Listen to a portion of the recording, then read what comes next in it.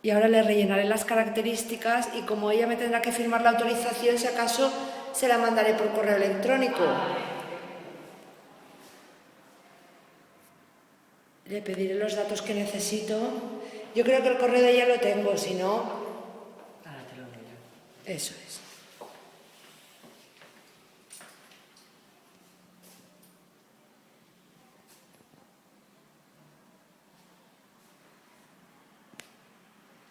¿Qué de inmobiliaria soy?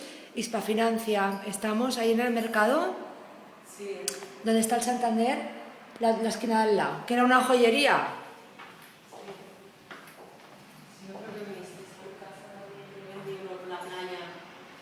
¿Por la playa? Sí, en la calle Castellón. ¿Pero lo has vendido ya?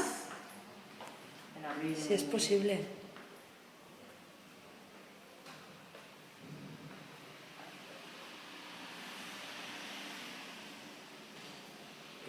La verdad, cuando conforme está el patio, en un año lo vendí. Ah, porque lo tendrías a buen precio. Siempre que estaba muy bien. Tenía terracita. ¿Cómo lo vendiste? ¿A cuánto lo vendiste? 125. Es que aquella zona de la playa, cuanto más cerca de la playa, más caros son, claro. ¿Y que era nuevo? ¿Era nuevo? No, tenía 11 años.